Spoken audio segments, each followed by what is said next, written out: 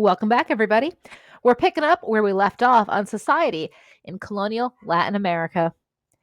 The Spanish brought Iberian traditions to the American colonies with them, and purity of blood remained the standard. So think of the Slytherins of Harry Potter. In all things, people of non pure Spanish blood were supposed to defer to those of pure blood. Spanish hierarchies were easy to maintain in the large colonial cities. There were many categories of race and racial hierarchy, and they call this the casta system. The elite of Spanish America were actually a relatively small number. They're Spanish immigrants, and they're what's called the peninsulares, while their descendants, their American born of Spanish parents' descendants, are called Creoles. And the Spanish born dominated the highest levels, followed by the Creoles, which will create a problem years down the road.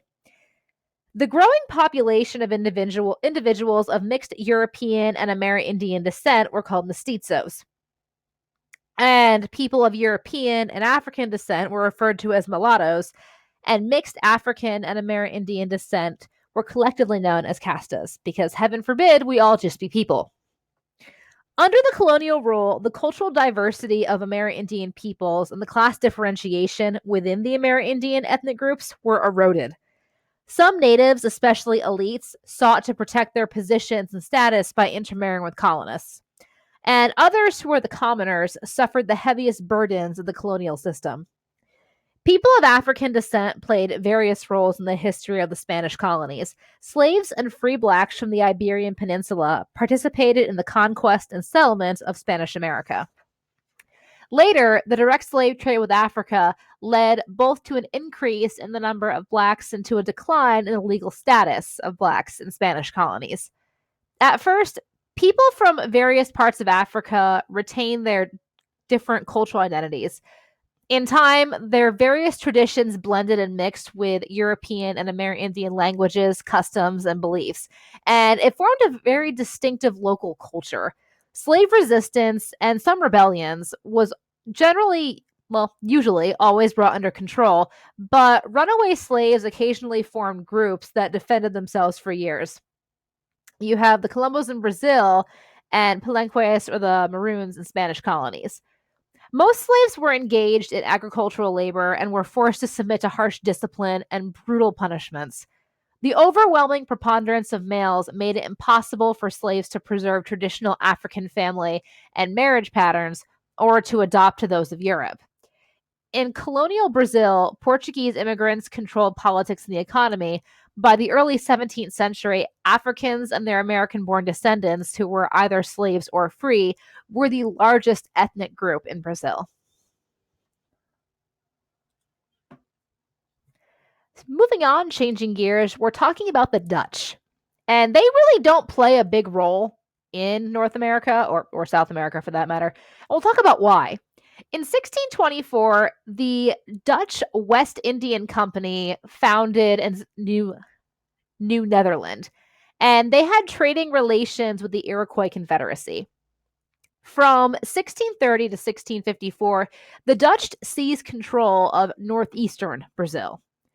And within this area of Brazil, the Dutch West India Company turned its profits into more and faster ships and larger financial investments. The Portuguese took over the Dutch colonies in Brazil in 1654. And because of this, the Dutch moved their sugar plantations to the Caribbean. And this was responsible for the increase in the number of African slaves being kidnapped and taken into the Caribbean. In 1624, the Dutch West India Company founded a northern colony called New Netherland, as you can see up top on the map. Unfortunately, this was not meant to be, because in 1664, war with England, and the Dutch surrendered the colony to the English, who rename it, and the largest settlement, New Amsterdam, was renamed New York after the Duke of York. English and French colonies in North America. Manhattan Island was first colonized by the Dutch and then taken by the English and renamed New York, as you know. And New York became a commercial and shipping center. It derived particularly from its position as an outlet for the export of grain to the Caribbean and Southern Europe. Pennsylvania was first developed as a proprietary colony for the Quakers. It soon developed into a wealthy grain exporting colony, plenty of woods too, and Philadelphia became its major commercial city.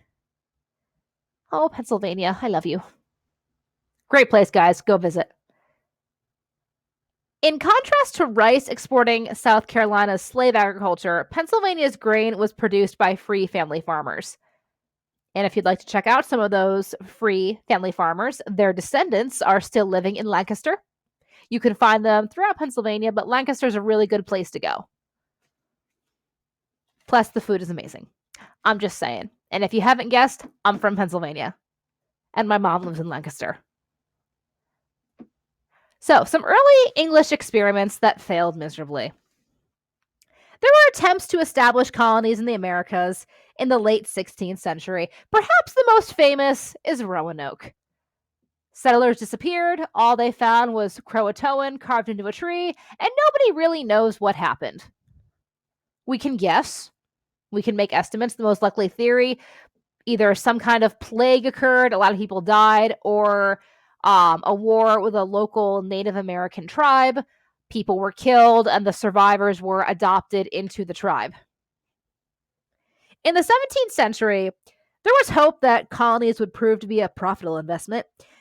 And combined with the successful colonization of Ireland, we'll talk about that one eventually, there was a new wave of interest in establishing colonies in the New World. The Roanoke colony was established in what is today Dare County, North Carolina. And it was a late 16th century attempt by Queen Elizabeth I to establish an English settlement. In New England, things were a little different, though. The Pilgrims wanted to break completely with the Church of England, and they established a small Plymouth colony in 1620. The Puritans only wanted to reform the Church of England, and they formed a chartered joint stock company called the Massachusetts Bay Company, and they established the Massachusetts Bay Colony in 1630. And the Massachusetts Bay Colony had a normal gender balance, and there was quite a rapid increase in population. It was more homogenous and less hierarchical than the southern colonies. The political institutions of the colony were derived from the terms of its charter and included an elected governor and, by 1650, a lower legislative house. Without the soil or the climate to produce cash crops, the Massachusetts economy evolved from a dependence of fur, forest products, and fish. Say that 12 times fast. To a dependence on commerce and shipping. Massachusetts merchants engaged in a very diversified trade across the Atlantic, and this made Boston the largest city in British North America in 1740. New England was settled mostly by English and Scottish people. The Massachusetts Bay Colony was held by a company as opposed to a royal charter. And just a quick review, settled by about 1,000 Puritan refugees from England. And the leader was a man named John Winthrop. Virginia. Sorry, I was going to sing that Pocahontas song and I had to cough. I'm going to take that as a sign, just, to not. English interest in the Americas was originally focused on the Caribbean. The Virginia Company established the colony of Jamestown on an unhealthy island in the James River in 1606. And it was a crapshoot. It did not go well at all, guys. After the English crown took over management of the colony in 1624, Virginia, the Chesapeake Bay area, developed as a tobacco plantation economy with a dispersed population and no city of any significant size. And just so y'all know, there was some cannibalism happening there too. They were saved by local Native Americans. We can talk more about that in class if you want, but just letting you know that this colony was almost completely wiped out. The plantations of the Chesapeake Bay area initially relied on English indentured servants for labor, and life was not good for them. As life expectancy increased, for everyone who was not an indentured servant, planters came to prefer to invest in slaves because indentured servants, after a number of years, were free to go. The slave population of Virginia increased from 950 in 1660 to 120,000 by 1756. Virginia was administered by a crown-appointed governor and by representatives of towns meeting together as the House of Burgesses. This developed into a form of democratic representation at the same time as slavery was growing. The English were the last of European powers to establish colonies in North America. By the 1630s, the English had a successful Virginia colony and would begin having a successful colony in the Carolinas by the 1700s. The English discovered tobacco was a lucrative crop and began turning this into the number one cash crop within North America. The South, Carolinas. In the Carolinas, the English established a colony similar to that of the West Indies rather than Virginia. Colonists in the Carolinas first prospered in the fur trade with Amerindian deer hunters, but the consequences of this fur trade, which included environmental damage brought by overhunting, Amerindian dependency on European goods, ethnic conflicts among the Amerindians for hunting grounds, and a series of unsuccessful Amerindian attacks on English colonies. The southern part of the Carolinas was settled by planters from Barbados and developed a slave labor plantation economy producing indigo and rice. Enslaved Africans and their descendants formed the majority population and developed their own culture. And actually, a slave uprising called the Stoner Rebellion in 1739 led to more repressive policies towards slaves throughout the southern colonies. Colonial South Carolina was the most hierarchical society in British North America. A wealthy planter class dominated a population of small farmers, merchants, cattle ranchers, artisans, and fur traders. They, in turn, stood above people of mixed English Amerindian or English African background, as well as slaves. All right, we're going to stop there for today because we're going to switch gears and move from Britain's colonies to France's colonies. So tune in for our third and final podcast. And if you have any questions, send me an email. So have a great night, guys. Cheers.